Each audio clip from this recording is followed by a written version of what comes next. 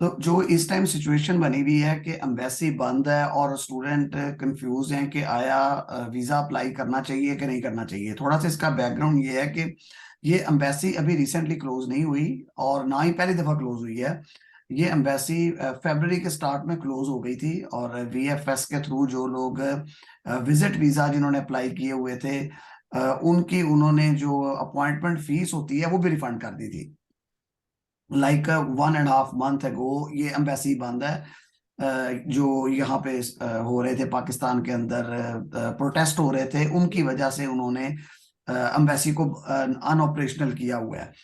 और जो उन्होंने जो स्वीडिश नेशनल है उनके लिए पाकिस्तान में एक ऐप भी बनाई है कि आप अगर कहीं पे हैं तो आप पब्लिक गैदरिंग को अवॉइड करें। तो ये बेसिकली उन्होंने अपने लोगों की सिक्योरिटी के पॉइंट ऑफ व्यू से किया हुआ है। इसका कोई लिंक नहीं है सिर्फ स्टूडेंट वीजास के साथ या स्टूडेंट्स के डोमेन के साथ। ये एक ओवरऑल उन्होंने काम किया है और ये पहली दफा एम्बेसी बंद नहीं हुई। इससे पहले जब कोविड था तब भी एम्बेसी बंद थी। अभी रिसेंटली हो सकता है आप लोगों में से काफी लोगों ने देखा हो कि सना साहब ने भी एक इसके ऊपर वीलॉग की है और बहुत सारे स्टूडेंट्स ने भी यूनिवर्सिटी उसको एम्बेसी को मेल की है। और एम्बेसी सबको ये जवाब दे रही है कि अगर माइग्रेशन कहता है कि टाइम बुक करना चाहिए तो हम टाइम बुक करेंगे। अब जब एक स्टूडेंट वीजा फाइल करता है स्टूडेंट एम्बेसी से बायोमेट्रिक्स या इंटरव्यू के लिए उस वक्त तक टाइम नहीं ले सकता जब तक माइग्रेशन एक मेल आपको ना कर दे और एम्बेसी को इन्फॉर्म ना कर दे कि इस स्टूडेंट का टाइम बुक करें। तो प्रैक्टिकली आप खुद टाइम बुक कर ही नहीं सकते एम्बेसी से अनटिल और अनलेस माइग्रेशन नहीं कहता। और एम्बेसी ये कह रही है कि हम माइग्रेशन के लिए अगर कहने पे टाइम बुक कर देंगे। यहाँ पे एक जो कह लें चीज क्लियर नहीं है वो ये है कि अगर वो टाइम बुक करते हैं वो टाइम बुक करेंगे अंदाजे के साथ। फिक्स टाइम या गारंटेड टाइम नहीं है। अगर सिचुएशन उस वक्त तक क्लियर नहीं होती जब तक आपका टाइम आता है। फॉर एग्जांपल आपने एम्बेसी ने आपको टाइम दिया 1 जून का। 1 जून को वो देखते हैं कि हालात मुल्क के फिर ठीक नहीं है तो वो उस टाइम को कैंसिल कर सकते हैं। अगर वो उस टाइम को कैंसिल करके आगे ले जाते हैं तो क्या होगा, जो मेरे ख्याल में एक जो पहला क्वेश्चन है। दूसरा क्वेश्चन ये है कि अगर खुदा ना खास्ता आपका वीजा नहीं लगता और एम्बेसी बंद रहती है आपको रिफ्यूजल लेटर नहीं मिलता तो उस सूरत में आप रिफंड कैसे अप्लाई करेंगे। ये सेकंड इंपॉर्टेंट क्वेश्चन है। थर्ड चीज ये है कि अगर आप वीजा अप्लाई कर देते हैं और एम्बेसी भी खुल जाती है और खुदा ना खास्ता वीजा नहीं लगता या एम्बेसी जिस टाइम खुलती है उस वक्त तक क्लासेस शुरू हो गई होती हैं तो यूनिवर्सिटी का क्या बिहेवियर होगा स्टूडेंट्स के साथ रिगार्डिंग ट्यूशन फी रिफंड। इन 3 चीजों को हम वन बाय वन देख लेते हैं। पहली चीज तो ये कि अगर वो टाइम चेंज कर देते हैं आपका इस चीज के ऊपर कोई अब जैसे अगर हम कोविड के दिनों का एग्जांपल लें क्योंकि हमारे पास नियरेस्ट सिमिलर एग्जांपल कोविड के दिनों की है कि उन्होंने एम्बेसी बंद कर दी थी। उसमें ये हुआ था कि जितने भी स्टूडेंट्स थे majority of students like over 90% students को उन्होंने वीजा ग्रांट किया था विदाउट इंटरव्यू। आप जो भी पुराने जिन 2020-21 में जो लोग आए हैं आप उनसे पूछ सकते हैं कोविड के दिनों में इंटरव्यूज बंद हो गए थे। स्टूडेंट सिर्फ बायोमेट्रिक्स देता था। स्वीडन की एम्बेसी का बायोमेट्रिक्स के लिए अल्टरनेट सिस्टम वीएफएस के साथ भी है। अगर स्वीडन की एम्बेसी नहीं भी खुलती माइट भी मैं इस चीज के ऊपर कोई श्योर नहीं हूं माइट भी वो ये भी एक ऑप्शन ले सकते हैं कि अगर वीएफएस से बायोमेट्रिक्स ले लें या सिर्फ बायोमेट्रिक्स के लिए स्टूडेंट को बुला लें। ये ऑप्शन भी वो ले सकते हैं अगर वो सोल्यूशन लेना चाहेंगे इस चीज के लिए कि अगर उन्हें लगता है कि हालात ठीक नहीं है और वो एम्बेसी नहीं खोल सकते। सेकेंडली ये है कि अगर कुछ यूनिवर्सिटीज के साथ हमने इस सिनेरियो में फिर बात की और जो हामस्टा यूनिवर्सिटी और वेस्ट यूनिवर्सिटी है दे आर एग्रीड ऑन के अगर यही सिनेरियो रहता है तो वो स्टूडेंट्स को 100% फीस रिफंड करेंगे।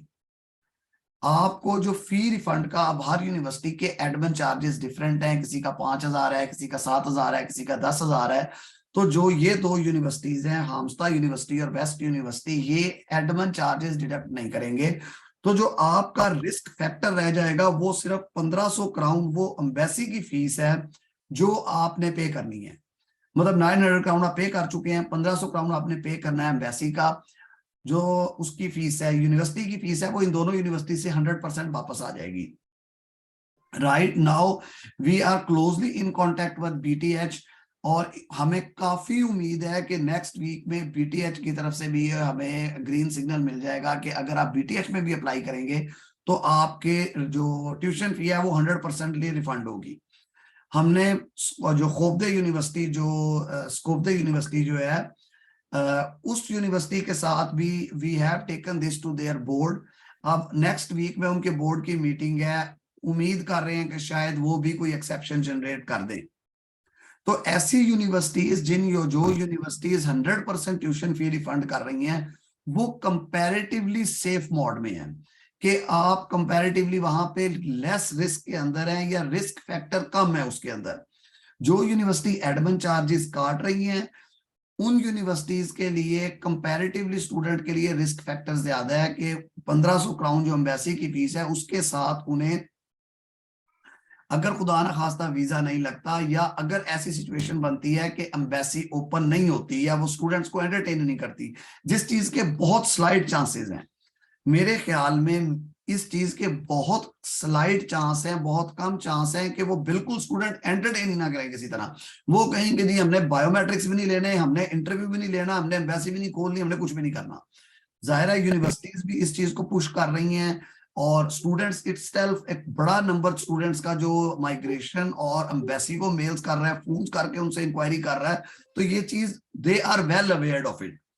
तो ये तो है करंट सिनेरियो और सिचुएशन जो मुझे लगती है कि आपको क्या करना चाहिए। अब अगर आपके कोई क्वेश्चंस हैं बीच में, मतलब हैंड रेज हो रहे हैं इधर, मुझे प्राइवेटली लोगों ने काफी सारे मैसेज कर दिए हैं इधर क्वेश्चंस के, मेरी सजेशन ये है कि या तो आप मैसेज करें जो सीन टू एवरीवन हो बजाय मुझे प्राइवेट मैसेज करने के, या आप डायरेक्टली अनम्यूट करके क्वेश्चन कर लें। लीनियस यूनिवर्सिटी की लास्ट ईयर तक 5000 थी रिफंड पॉलिसी, इस साल उन्होंने 10,000 है, 10,000 स्वीडिश क्राउन है। अगर आपका वीजा रिफ्यूज हो जाता है तो 10,000 एडमिन चार्जेस डिडक्ट करेंगे। उमर आपने हैंड रेज किया हुआ, आप अनम्यूट करके क्वेश्चन कर लें। वालेकुम सलाम। अच्छा, मैं actually I am in Saudi Arabia, I am in Pakistan, तो मैंने थोड़ा सा नेक्स्ट स्टेप्स के बारे में पता करना था कि अब मेरे लिए क्या नेक्स्ट स्टेप है। यहाँ तो एम्बेसी वगैरह खुली है। आई एम इन सऊदी अरेबिया। आपका क्वेश्चन समझ नहीं आया, क्वेश्चन क्या है आपका? I am saying I am in Saudi Arabia, मैं पाकिस्तान में नहीं हूँ। ठीक है, तो यहाँ अब मेरे लिए यहाँ पे क्या नेक्स्ट स्टेप्स हैं? आपके लिए तो यहाँ प्रॉब्लम ही नहीं है। देखें ये जो जितने भी ये कह लें प्लस माइनस जो हम डिस्कस कर रहे हैं, ये वो स्टूडेंट्स हैं जो पाकिस्तान में है इस टाइम।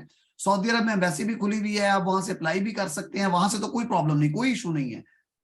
अच्छा, मुझे एक चीज बता दीजिए कि अप्रोक्सीमेटली वीजा, आप एक्सपीरियंस है कि सऊदी अरब में कितना टाइम लगता है? मैं एक्चुअली क्योंकि जॉब कर रहा हूँ यहाँ पे, तो उस पर्सपेक्टिव से मैं पूछना चाह रहा था अप्रोक्सीमेटली क्या टाइम होता है वीजे का। देखें ये जो अगर तो जो हमारा प्रीवियस एक्सपीरियंस है यूएई और सऊदी अरब से जो हमारे स्टूडेंट्स अप्लाई करते हैं वो 4 से 6 हफ्ते में उन्हें डिसीजन मिल जाता है। ठीक है। जो पाकिस्तान से अप्लाई कर रहे होते हैं उनका सम टाइम ज्यादा लग जाता है, सम टाइम 2 माह 2.5 माह भी लग जाते हैं, 3 माह भी लग जाते हैं। लेकिन यूएई से और सऊदी अरब से जितने भी हमारे अभी तक स्टूडेंट्स आए हैं वो क्विक डिसीजन मिल जाता है, अपॉइंटमेंट जल्दी मिल जाती है वहां से। ठीक है, और यहाँ पे भी इंटरव्यू होता है यूएई और उस सऊदी तरह अरब का नहीं होता जिस तरह का पाकिस्तान से होता है, मोस्टली नहीं होता। अगर हो भी तो वो मतलब उतना जिसे कहते हैं ना सख्त किस्म का या उतना डिटेल इंटरव्यू नहीं होता। ठीक है। और वन लास्ट क्वेश्चन, मैं स्कॉविड यूनिवर्सिटी में मेरा हुआ है। अब मुझे सिर्फ ये पता करना था कि इसको कोई तरीका नहीं कि मैं क्रेडिट कार्ड से पे कर सकूं, या सिर्फ और सिर्फ कोई बैंक टू बैंक ट्रांसफर होगी थी? स्कोफदे यूनिवर्सिटी ने इस साल ट्यूशन फी लेने का पैटर्न चेंज कर दिया है। उन्होंने आज आपको ईमेल भी की होगी, मतलब बिल्कुल, उन्होंने, मुझे बिल्कुल। हाँ जी, क्योंकि यूनिवर्सिटी ने मेल, मुझे तो मेल किया है कि हमने स्टूडेंट्स को मेल कर दिया और पैटर्न बता दिया है कि किस तरह ट्यूशन फी पे होगी। ठीक है, वो उन्होंने बस बैंक अकाउंट नंबर दिया है आई बैन के, उसके थ्रू आप पे कर दें विद रेफरेंस नंबर। नहीं नहीं, मेरा ख्याल है कि मुझे एक दफा फिर दोबारा देख लेने दें। जो मुझे जो मेरे पास वो खुला हुआ है स्क्रीन, मतलब वो जो पेमेंट की उन्होंने कोई वेबसाइट शेयर की थी, उसमें उन्होंने आपको अवेलेबल, हाँ जी, उन्होंने लद्दाख की। एग्जैक्टली मैं वो हाँ, मैं उसी हाँ वेबसाइट जी, पे हूँ। वो वही पैटर्न है, वही पैटर्न है। ठीक है, तो ये मैं फी पे करके फिर अपना वीजा वगैरह किस तरह क्या होगा अभी, मतलब स्टेप क्या है नेक्स्ट इसमें? वीजा तो ऑनलाइन अप्लाई हो जाता है ना। वीजा तो आप जब फी पे करेंगे आपको जुनैद भाई, फिर जुनैद भाई, तो वो वो तो मैं आपको गाइड कर दूंगा उमर भाई, वो मैं आपको बता दूंगा, कोई मसला नहीं है। चलिए वो ठीक है, ठीक है, डिफरेंट थैंक सिनेरियो है। हाँ जी, वो थैंक मैं आपको गाइड कर दूंगा, वो हम कर लेंगे। थैंक यू जी, thank you so much, that's all from my side, thank you.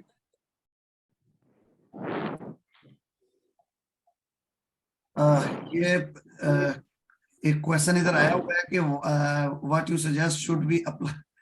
ये अब इतना बड़ा क्वेश्चन है कि इस क्वेश्चन को ही तो सारे हम डिस्कस कर रहे हैं बैठे कि इसके अंदर अगर आप ये कहें कि ये बिल्कुल रिस्क फ्री है, तो मैं ये कहूंगा नहीं, रिस्क फ्री नहीं है। इसके अंदर एटलीस्ट 1500 क्राउन का रिस्क फैक्टर है जो एम्बेसी की फीस है। लेकिन वो यूनिवर्सिटीज जो 100% फीस रिफंड कर रही हैं, वहां पे रिस्क फैक्टर कंपैरेटिवली कम है। कि आप अगर फॉर एग्जांपल ये खौफदे यूनिवर्सिटी है जो ये अभी जिसका डिस्कस कर रहे थे, या हाम्स्टा वेस्ट यूनिवर्सिटी है, सॉरी खौफदे नहीं, वेस्ट यूनिवर्सिटी है जैसे, या हाम्स्टा यूनिवर्सिटी है, अगर आप वहां अप्लाई करते हैं तो वहां पे आपको अगर खुदा ना खास्ता एम्बेसी नहीं खुलती या कोई प्रॉब्लम हो जाती है कि आपको वीजा नहीं मिलता, तो वो आपको 100% फी रिफंड करेंगे। आपका लॉस इतना नॉमिनल है, 1500 crown is not a big deal. मतलब इस सिनेरियो में जो सिनेरियो इस टाइम बना हुआ है, तो वहां मेरा ख्याल है सेफ है अप्लाई करना। एक्सक्यूज मी सर, मेरा एक क्वेश्चन है। जी जी। सर जैसे लीनियस ने इंटरव्यू लिए हैं स्टूडेंट्स के, तो क्या उनके लिए भी एम्बेसी इंटरव्यू कंडक्ट करेगी?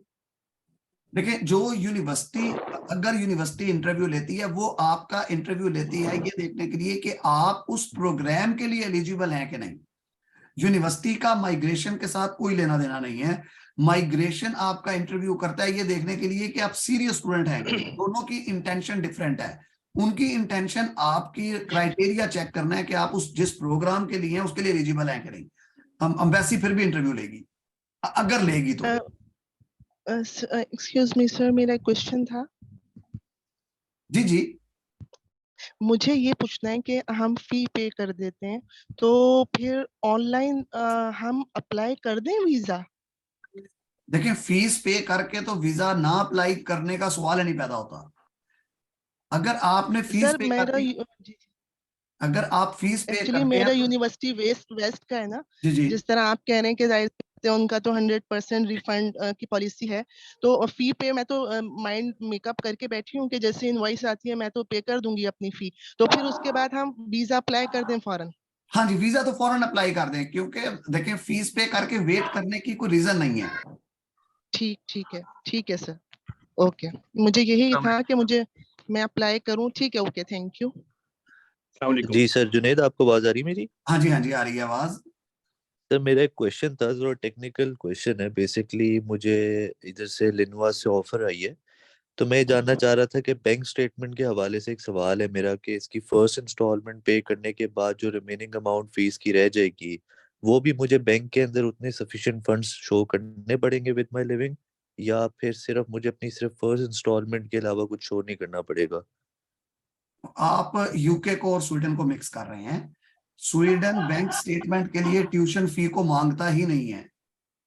स्वीडन आपसे सिर्फ लिविंग एक्सपेंस मांगेगा, जो कि ऑलमोस्ट 9000 पर मंथ के हिसाब से हैं। स्वीडन के लिए आपको 24 मंथ्स के देने हैं। 9000 मल्टीप्लाई बाई 24 स्वीडिश क्राउन, ये आपको बैंक स्टेटमेंट चाहिए। सर असल में आपकी बात भी सही है, लेकिन क्योंकि हम लोग स्टूडेंट्स होते हैं, हमारे यहाँ पे कोई लाहौर में कोई इस तरह के काउंसलर्स नहीं होते जो फुली और फुल बेसिस पे इसको देख रहे हो स्वीडन के एडमिशन्स को। तो मैं, हमारी तो नॉलेज तो सिर्फ ये गूगल ही है, तो उस पे तो इस तरह की इंफॉर्मेशन एज सच नहीं है। बट जो कि क्लैश इंफॉर्मेशन का वो ये है कि पूरी एजुकेशनल फीस भी हो और लिविंग नहीं नहीं नहीं एक्सपेंसेस नहीं भी नहीं, हो बिल्कुल ड्यूरिंग भी द नहीं स्टे है। आप उधर हैं। नहीं, बिल्कुल भी ये बात नहीं है। ये बात बिल्कुल किसी ने गलत मतलब फ्लोट कर दिया मार्केट में।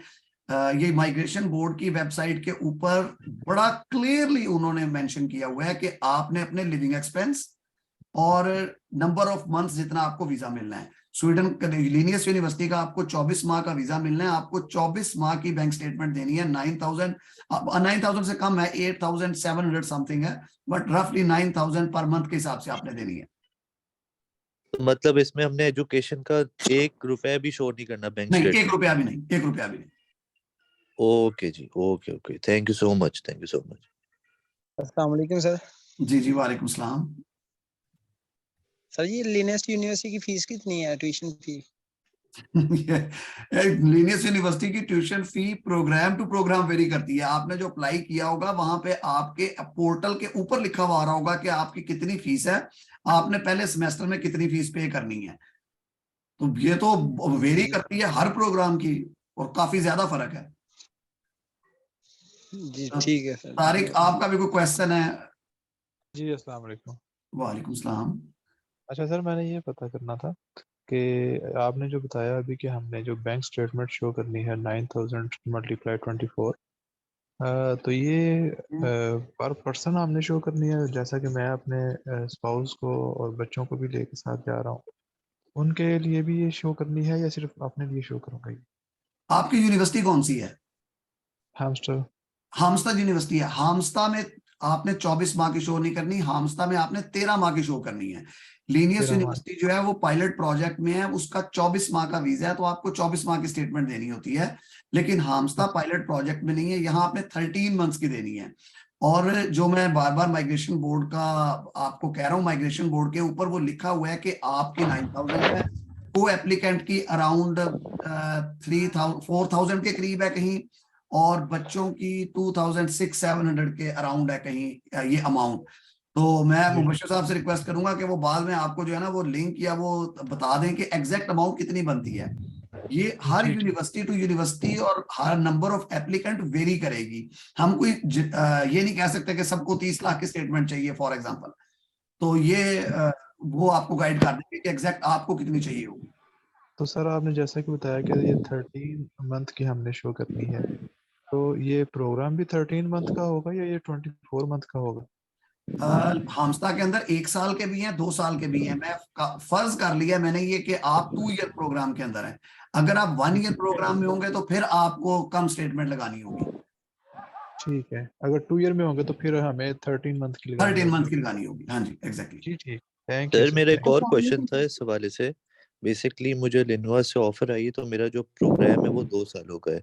तो इज इट पॉसिबल कि अब मैं अपनी फर्स्ट इंस्टॉलमेंट के पे करने के दौरान उसको 1 साल में कन्वर्ट करा लूं? वो आप यहाँ आके करवा सकते हैं।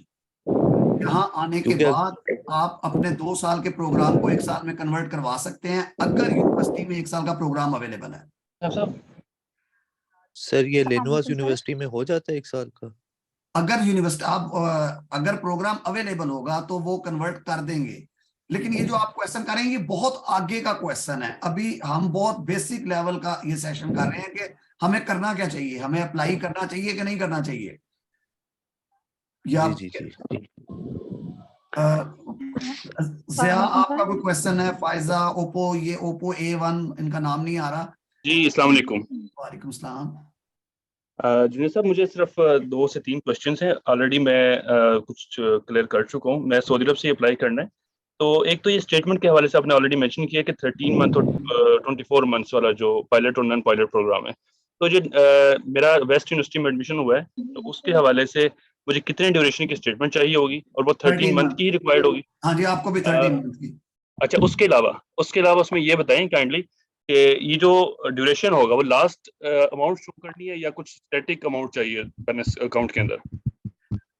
ये आपने जब वीजा फाइल करना है उस टाइम आपका बैलेंस होना चाहिए, जितनी भी स्टेटमेंट आपको रिक्वायर्ड है उतना बैलेंस आपको चाहिए, और जब तक डिसीजन नहीं आ जाता उस वक्त तक आपके अकाउंट में मेंटेन रहनी चाहिए। अच्छा, तो मींस जब अपने वीजा अप्लाई करना उससे लेके अंटिल डिसीजन नहीं आता उस Until वक्त decision तक, और ट्रैवल करने से पहले हम उसको विड्रॉ कर सकते हैं, कोई इशू नहीं है? हाँ जी, वो आप कर सकते हैं। ठीक है। हेलो, अच्छा, अस्सलाम वालेकुम इसी से रिलेटेड एक और क्वेश्चन है जुनेद साहब। जी। सर ये फीस के हवाले से कुछ था कि जो SI स्कॉलरशिप जिन्होंने अप्लाई की हुई है, तो वो फीस उसका रिजल्ट आने से पहले पे कर दे या कब तक फीस पे करनी है? कुछ आइडिया प्लीज के हवाले से ब्रीफ वो कर दें। आपको जब यूनिवर्सिटी मेल करेगी उसके अंदर एक लास्ट डेट देगी आपको कि इस डेट से पहले आपने पे करनी है, और ऐसे स्कॉलरशिप उससे पहले ही आएगा। अच्छा अच्छा अच्छा, ठीक है चलो, थैंक यू सर अभी हमें ऑर्डर कर देनी चाहिए हमें? वालेकुम सलाम। जी जी, हेलो, अस्सलाम वालेकुम सर, आपको मेरी आवाज आ रही है? हाँ जी आवाज आ रही है। सर मैं पूछना चाह रही थी कि मेरा बेस्ट यूनिवर्सिटी में ना एडमिशन हुआ है, तो मुझे पहले बात तो ये कि मुझे बताएं कि मैंने कितने ड्यूरेशन की बैंक स्टेटमेंट बनवानी है, और जो मेरे स्पाउस हैं उनको मेरी सेम स्टेटमेंट चाहिए, मतलब उनकी भी 13 मंथ्स की होगी या 24 मंथ्स की होगी, या उनकी अलग से स्टेटमेंट होगी? आपकी यूनिवर्सिटी कौन सी है?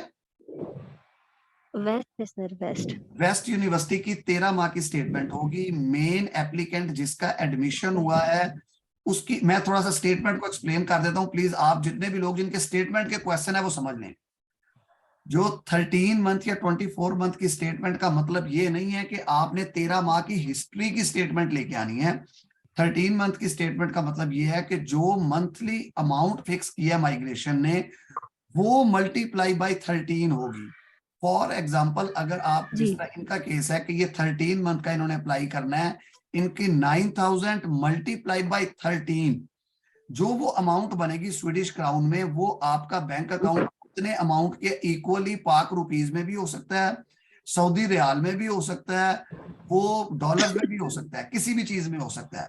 और अगर आपके साथ को एप्लीकेंट अप्लाई कर रहा है, आपका स्पाउस अप्लाई कर रहे हैं, तो वो स्पाउस के फॉर एग्जांपल 4000 है, तो उनके 13 मंथ के 4 मल्टीप्लाई बाय 4000 वो ऐड हो जाएंगे उसके अंदर। इसी तरह बच्चों के हैं। हेलो सर, मेरा क्वेश्चन है मेरी और सर ये सब कुछ तो तब होगा ना जब एम्बेसी खुलेगी। आप प्लीज पहले जो उससे रिलेटेड आप इंफॉर्मेशन हमें देना चाह रहे थे सबको म्यूट करके पहले वो दे दें। ये सब चीजें तो बाद में भी होती रहेंगी। ये बेसिकली जो सेशन था, ये सेशन था इसीलिए, लेकिन चीज किसी और तरफ चली गई है। मैं बीच में 2-3 दफा इस चीज को दोबारा कहा है कि हम इस टाइम जो स्पेशली पाकिस्तान में सब लोग हैं वो इस चीज के बारे में कंसर्न है कि हमें अप्लाई करना चाहिए कि नहीं करना चाहिए। बैंक स्टेटमेंट और ये चीजें तो बहुत बहुत बाद की बात है। जब आपने अप्लाई कर दिया फिर तो मतलब यू आर इन इट। और जो वेस्ट यूनिवर्सिटी और हाम्स्टा यूनिवर्सिटी है एट द मोमेंट, मैंने जितना पहले भी कहा है, वो कंपैरेटिवली सेफ है कि आप सिर्फ रिस्क ले रहे हैं 1500 क्राउन का जो एम्बेसी का है। इसके अलावा आपका स्टेक पे कुछ नहीं लग रहा। अगर खुदा ना खास्ता वीजा नहीं लगता तो आपको फुली रिफंड हो जाएगी। जो आपके जो स्टूडेंट्स के करने वाला काम है मेरे ख्याल में वो ये है कि आप एक दफा काम होके बैठें और जो इसके अंदर रिस्क फैक्टर है उसको कैलकुलेट करें अपनी यूनिवर्सिटी के हिसाब से कि वो यूनिवर्सिटी कितने पैसे एडमिन चार्जेस काटेगी। अगर फॉर एग्जांपल एक यूनिवर्सिटी 5000 एडमिन चार्जेस काटती है तो 5000 स्वीडिश क्राउन का मतलब है अराउंड कितना, 1 लाख, आई थिंक 1 लाख 1.25 लाख रुपया एडिशनल रिस्क में आपका जाएगा। उसके अलावा कोई रिस्क नहीं है। ये नहीं है कि अगर खुदा ना खास्ता आपका वीजा नहीं लगेगा तो वो पैसे भी वापस नहीं आएंगे। और जब आप स्टडी अब्रॉड के पॉइंट ऑफ व्यू से देख रहे होते हैं, मैं ये नहीं कहता 1 लाख बड़ी रकम है, लेकिन जब आप स्टडी अब्रॉड के हिसाब से देख रहे होते हैं तो एवरीवन नोज कि 1 लाख इतनी बड़ी रकम नहीं है कि आप उसके लिए पूरा साल जाया करें। और एक चीज जो बहुत इंपॉर्टेंट है, आप लोग सब लोगों को पता होनी, वो ये कि ये स्वीडन का लास्ट ईयर है जिसमें पाकिस्तानी स्टूडेंट वगैरह आइल्स के आ रहे हैं। नेक्स्ट ईयर से हर वो बंदा, नेक्स्ट ईयर से चाहे वो इंजीनियरिंग का है, चाहे वो कंप्यूटर साइंस का है, what ever your qualification is, you needs IELTS 6.5 academic for Sweden. तो जब भी आप, अगर आपको अब IELTS की फीस भी, आज लास्ट डेट है IELTS सस्ता IELTS करने की, कल से IELTS की फीस भी बढ़ रही है, तो अगर आप कल को IELTS करके आपको आना पड़ता है दोबारा तो आप 1 लाख के करीब वो एडिशनल वहां लगा चुके होंगे पहले ही। और 6.5 is not a joke, I promise you 6.5 हर कोई स्टूडेंट नहीं ले सकता। तो ये सारे फैक्टर्स अपने सामने रखें। हर किसी के अपनी एक डायनामिक्स होते हैं लाइफ के। कुछ लोग होते हैं जो समझते हैं कि यार हम ज्यादा सेफ खेलना चाह रहे हैं। काइंडली अगर आप क्वेश्चन नहीं है तो माइक म्यूट कर दें अपना माइक। Excuse me sir. जी जी। सर मैं पूछना चाह रही थी सर कि हम इधर वेट कर लें या आप ये भी सजेस्ट करेंगे कि हम दुबई जाके एम्बेसी से अपॉइंटमेंट लेके वहां पे इंटरव्यू दे दें? काइंडली इस बारे में थोड़ा सा देखें, अगर मुझे आपके पास दुबई का परमानेंट वीजा नहीं है, मतलब परमानेंट से मुराद जो उनका वर्किंग वीजा होता है, आप दुबई से अप्लाई नहीं कर सकते। दुबई से, सऊदी अरब से, वो पाकिस्तानी नेशनल को अगर आपके पास वहां का अकामा नहीं है, आप अप्लाई ही नहीं कर सकते। सर तो अगर जो हमारे साथ स्पाउस जाएंगे उनका अगर अकामा हो वहां का, तो तब हम अप्लाई कर सकते हैं सऊदीया की एम्बेसी वगैरह देखिए, से? स्पाउस एज ए को एप्लीकेंट जा रहा है, मेन एप्लीकेंट मैटर करता है। अगर आपको भी अकामा मिल सकता है तो आप अकामा लेके जाके वहां से कर सकते हैं अप्लाई। तो अच्छा, आप क्या अस्सलाम सजेस्ट वालेकुम सर। करेंगे कि वालेकुम सलाम। अच्छा सर, मेरा आपने आइल्स की बात की है तो असल में इसका इम्पैक्ट पड़ेगा, क्योंकि मेरा आइल्स है और लुंड यूनिवर्सिटी में मुझे ऑफर आई है। तो अगर मेरे पास आइल्स है 6.5 नॉट लेस देन 6, तो इसका वीजा पे कोई इम्पैक्ट, पॉजिटिव इम्पैक्ट नहीं पड़ेगा? नहीं, ये सिर्फ एडमिशन के लिए मैं बात कर रहा हूँ कि एडमिशन के लिए नेक्स्ट ईयर से आइल्स मैंडेटरी होने लगा है। वीजे का कोई और लेना देना लुंड नहीं है। यूनिवर्सिटी आप की, once you are admitted, you are admitted. अच्छा सर, लुंड यूनिवर्सिटी की जो आपने स्टेटमेंट बता रहे हो 13 मंथ की चाहिए, 20 मंथ 14 की मंथ चाहिए? या 24 मंथ। 24 की। अगर उसका रिफंड है वो उसमें कोई डिडक्शन होगी या वो फुली लुंड रिफंडेड का नहीं होगी? पता, लुंड हमारे पैनल पे नहीं है। मुझे सिर्फ उन यूनिवर्सिटीज का पता है जो हमारी ऑफिशियल पार्टनर है। मैं, क्योंकि मतलब आपको उसके बारे में एब्सोल्यूट इंफॉर्मेशन होती है कि उनकी ये पॉलिसी है। अनफॉर्चुनेटली लुंड नहीं है, तो मैं उस पर कोई कमेंट नहीं कर सकता। अस्सलाम वालेकुम सर। वालेकुम सलाम। सर मुझे काइंडली उमिया यूनिवर्सिटी के बारे में थोड़ा बताएं कि उसका कितने साल का जो है वो हमें वो बनानी पड़ेगी बैंक स्टेटमेंट? अनफॉर्चुनेटली उमिया भी हमारी पार्टनर यूनिवर्सिटी नहीं है। तो जिसके बारे में मुझे इंफॉर्मेशन नहीं है, गलत इंफॉर्मेशन देने से बेहतर है कि मैं एक्सक्यूज कर लूं कि मुझे उसके बारे में इंफॉर्मेशन नहीं है। Okay, no problem. सर ये चीज अस्सलाम वालेकुम सर। अच्छा सर, मैंने इंफॉर्मेशन लेनी थी कि मैं अभी लिविंग इन सऊदी अरेबिया में काम कर रहा हूँ, जॉब कर रहा हूँ और मेरे पास उसका इकामा है। तो मुझे अल्हम्दुलिल्लाह यूनिवर्सिटी की ऑफर भी हुई है, तो मैं यहाँ से एम्बेसी के अपॉइंटमेंट लेके और सब कुछ करके वीजा अप्लाई कर सकता हूँ? देखिए, वीजा अप्लाई करने के लिए एम्बेसी के अपॉइंटमेंट की जरूरत ही नहीं है। स्वीडन का वीजा ऑनलाइन अप्लाई होता है। आपने ऑनलाइन अप्लाई करना है। माइग्रेशन आपको कहेगी कि आप जाके बायोमेट्रिक्स के लिए टाइम बुक करें, उसके बाद आपने एम्बेसी से टाइम बुक करना है। ठीक है सर, तो इसका मतलब मैं अगर विद इन सऊदीया में रह रहा हूँ तो मैं ये कर सकता हूँ? हाँ जी, हाँ जी। सऊदी अरब और दुबई से हर साल स्टूडेंट्स आते हैं, वो वहीं से अप्लाई करते हैं, उन्हें पाकिस्तान नहीं जाना पड़ता। ठीक हो गया सर, मतलब कि हमें पाकिस्तान एम्बेसी जो क्लोज है उसका कोई इश्यू नहीं है? नहीं, वो जो पाकिस्तान में एम्बेसी क्लोज सिर्फ उनके लिए इशू है जो स्टूडेंट इस टाइम पाकिस्तान में है और वो पाकिस्तान से अप्लाई करेंगे। ये उनके लिए प्रॉब्लम है या उनके लिए रिस्क फैक्टर है। जी ठीक हो गया सर, थैंक यू। तो मैंने फीस का पूछा, जी जी, प्लीज मुझे वो कि हमें अभी वेट करना चाहिए स्कॉलरशिप के लिए या फिर फीस सबमिट कर देनी चाहिए, इनवॉइस ऑर्डर कर दें? देखिए, आप किस इनवाइस और आप हैं किस यूनिवर्सिटी में, किस एडमिशन हुआ है आपका? सर मेरा इंटरव्यू नहीं हुआ, मेरा डायरेक्ट ही हो गया था। किस यूनिवर्सिटी में? लीनियस लीनियस के अंदर। लीनियस, देखिए उसमें ये है, लीनियस की आप इनवाइस ऑर्डर कर दें, क्योंकि लीनियस की इनवाइस आने में भी आपको मेल आ गई होगी। आज मेल्स आ गई हैं सारे स्टूडेंट्स को, लीनियस वालों को। आप इनवाइस ऑर्डर कर दें, लेकिन इनवाइस पे ना करें जब तक स्कॉलरशिप का नोटिफिकेशन नहीं आता। जब नोटिफिकेशन आ जाएगा तो जो आपकी इनवाइस होगी, यूनिवर्सिटी आपको कहेगी इसी इनवाइस को आप डिडक्टेड पे कर दें। मतलब कर दूं, ये रिस्क ना लूं, लेकिन अगर स्कॉलरशिप का आ जाता है तो तब ठीक है। हाँ जी, आप इनवाइस ऑर्डर कर दें। जब इनवाइस आपको आ जाएगी, आप उसे पे ना करें जब तक स्कॉलरशिप के नोटिफिकेशन नहीं आते। जब स्कॉलरशिप के नोटिफिकेशन आ जाएंगे, अगर स्कॉलरशिप आपको मिल गया तो वो इसी फी को आपको कहेंगे कि आप, फॉर एग्जांपल 50% स्कॉलरशिप मिलता है तो वो कहेंगे आप इस फीस को 50% पे करें। अच्छा सर, ये कब तक अकाउंट आएगा स्टेटमेंट स्कॉलरशिप का नोटिफिकेशन जो है? स्कॉलरशिप के नोटिफिकेशन की डेट्स दी हुई है उन्होंने कि किस डेट को आएगा। नॉर्मली मेरा ख्याल है कि ये अभी और 15-20 दिन लगेंगे, लेकिन एग्जैक्ट डेट मेरे माइंड में नहीं है। आपको मेल आई भी होगी हर सूरत उसकी। सर अच्छा मेरा सर, एक ये क्वेश्चन है कि अकाउंट यूनिवर्सिटी ऑफ वेस्ट के लिए भी सेम प्रोसीजर है ये स्कॉलरशिप का? हर यूनिवर्सिटी का स्कॉलरशिप का यही होता है, आपकी इनवॉइस जो जनरेट हुई भी होती है, अगर वो आपको कह देते हैं कि आप इतने % कम इसमें जमा करवा दें, आपका रेफरेंस नंबर वही रहता है। और सर एक और क्वेश्चन है मेरा, काइंडली वेट कीजिएगा। मेरा एक और क्वेश्चन ये है कि सर जो बैंक स्टेटमेंट, जब हमने वीजा अप्लाई करना है तो जब हम बैंक स्टेटमेंट शो मनी हम शो करेंगे, तो जब वीजा अप्लाई हो जाएगा तो हम उसको निकलवा सकते हैं नहीं या नहीं, वो उसी बिल्कुल में बिल्कुल बिल्कुल नहीं, ये मैंने 3 दफा बिल्कुल कहा है, बिल्कुल नहीं निकलवानी जब तक डिसीजन नहीं आ जाता। वो आपसे 3-4 दफा स्टेटमेंट मांगेंगे ड्यूरिंग द वीजा प्रोसेस, तो आपने सर जब वो तक बात ठीक है आपकी, लेकिन आप बता रहे हैं ना कि एम्बेसी क्लोज्ड है, तो अगर हम अप्लाई करते हो टिल देन एम्बेसी बंद ही रहती है, तो मैं उस केस में बात कर रही हूँ। नहीं तो वो बैंक स्टेटमेंट आपसे ऑनलाइन मांग लेंगे ना कि आप नई कॉपी भेज दें। ओके ओके ठीक है, थैंक यू। अच्छा सर, ये अकाउंट स्टेटमेंट का बताइएगा। असल में मेरे पास ना GIC है जो कनाडा में $10,000 ट्रांसफर करने होते हैं, तो वहाँ पे मेरे पड़े हैं, तो वो मैं एज ए अकाउंट स्टेटमेंट दिखा सकता हूँ एम्बेसी में? ऐसे पैसे जो किसी भी बैंक अकाउंट में आपके पड़े हुए हैं और वो बाउंड नहीं है पैसे किसी टाइम पीरियड के लिए, वो आप एज ए स्टेटमेंट लगा सकते हैं। अच्छा, वो कनेडियन बैंक स्टेटमेंट चल जाएगी? वो कहीं की भी जो आपके नाम की है वो इक्वल होनी चाहिए उसके जो रिक्वायरमेंट अमाउंट की है।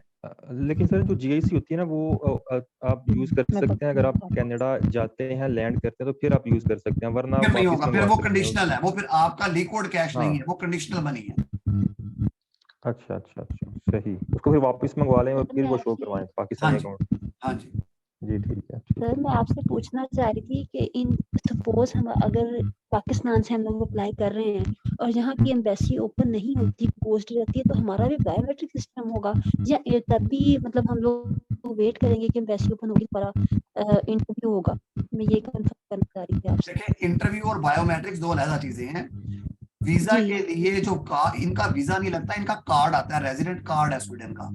रेजिडेंट कार्ड के लिए बायोमेट्रिक्स होने मैंडेटरी है, मस्ट है, उसके बगैर वो कार्ड इशू नहीं हो सकता। इंटरव्यू लाजमी नहीं है, ये हो सकता है कि वो बगैर इंटरव्यू के वीजा दे दें, लेकिन बगैर बायोमेट्रिक्स के नहीं होगा। जो मैंने पहले भी एग्जांपल दिया कोविड की, जो 2020-21 में हुआ है, कि उस टाइम उन्होंने वो इंटरव्यूज नहीं लिए लेकिन बायोमेट्रिक्स सबके लिए हैं। तो इस चीज की भी पॉसिबिलिटी है कि शायद अगर वो समझते हैं कि स्टूडेंट्स को अकोमोडेट हमने करना है, वो सिर्फ बायोमेट्रिक्स ले लें, क्योंकि हम इसकी 2 साल पहले ये मतलब कंसेक्टिव 2 इयर्स हमने इस चीज को एक्सपीरियंस किया है। अच्छा सर, एक और क्वेश्चन है। हेलो जी जी। सर एक मेरा दोस्त है, तो उसका ना अभी रिजर्व पे आ रहा है। जी जी। जो उसका रिजल्ट है ना, जो एप्लीकेशन रिजल्ट है वो रिजर्व पे आ रहा है, तो उसमें कितने % चांसेस हैं कि उसको एडमिशन ग्रांटेड हो जाएगा, या उसमें क्या सीन होता है? किस यूनिवर्सिटी में रिजर्व पे है वो? सर लिनियस में। लीनियस के अंदर वेल डिपेंड करता है कि रिजर्व में किस जगह पे है, उसका अपनी मेरिट रेटिंग क्या है, उसमें कितने लोग ट्यूशन फी पे करते हैं, कितने अपने एप्लीकेशन विदड्रॉ करवाते हैं। तो कोई भी चीज ये कहना कि हो जाएगा ये भी नहीं मैं कह सकता, ये कहना कि नहीं होगा ये भी नहीं हो सकता। ये तो ये है कि यूनिवर्सिटी से पूछा जा सकता है, स्टूडेंट की अगर डिटेल हो हमारे पास कि इसके क्या पॉसिबिलिटी है, कि ये कितने मतलब वो प्रीवियस ईयर्स को देखते हुए वो एक फोरकास्ट कर देते हैं कि इसके चांसेस हैं। इस तरह नहीं मैं कुछ नहीं बता सकता। जी हेलो सर, काइंडली जहाँ से हमने बात शुरू की थी सर, वहीं से जो है ना उसको कंटिन्यू कर लेते हैं। वो बात कहीं की कहीं चली जाती है। अभी हमने सिर्फ एक सिनेरियो डिस्कस किया था कि अगर जो है टाइम चेंज कर देते हैं आपके वीजे के लिए, अपॉइंटमेंट के लिए टाइम चेंज कर देते हैं इंटरव्यू के लिए, तो सर वो बाकी 2 सिनेरियो जो थे वो भी डिस्कस कर लें सर। अब जो सेशन का टाइम था वो रह गया 1 मिनट 9 सेकंड। मैंने 3 सिनेरियो शुरू में बताए थे, मैंने बीच बीच में वो डिस्कस किए हैं। पहला ये था कि एम्बेसी अगर आपको टाइम दे देती है, अगर वो टाइम दे देती है और उस टाइम पे बायोमेट्रिक्स ले लेती है, वो तो बात ही खत्म हो गई। दूसरा सिनेरियो ये था कि वो टाइम दे देती है और उस टाइम के ऊपर भी एम्बेसी नहीं खुलती और वो टाइम लेते ही नहीं है और हमारा स्टडी पीरियड गुजर जाता है। उस सिनेरियो में सिर्फ वो यूनिवर्सिटीज ज्यादा सेफ हैं जो 100% रिफंड करेंगी, वहां पे आपका लॉस कम है। अगर वो यूनिवर्सिटीज जो डिडक्शन कर रही हैं एडमिन चार्जेस के, उनके लिए आपको बैठ के खुद कैलकुलेट करना है बाय योर ओन कि ये 50,000 या 1 लाख या 1.25 लाख का जो लॉस होगा एडमिन चार्जेस का, वो आप बेयर कर सकते हैं। अगर बेयर कर सकते हैं तो लेट ना करना, आप 1 दिन लें, 5 दिन लें, 10 दिन लें, लेकिन ये ना हो कि आप 2 महीने इंतजार ही करते रहें। लास्ट ईयर जो जितने भी वीजे रिफ्यूज हुए हैं 90% वीजे वो थे जो जाके जून में अप्लाई हुए थे, जितने वीजे ग्रांटेड थे वो थे जो अप्रैल और मई में हुए थे। तो मैं ये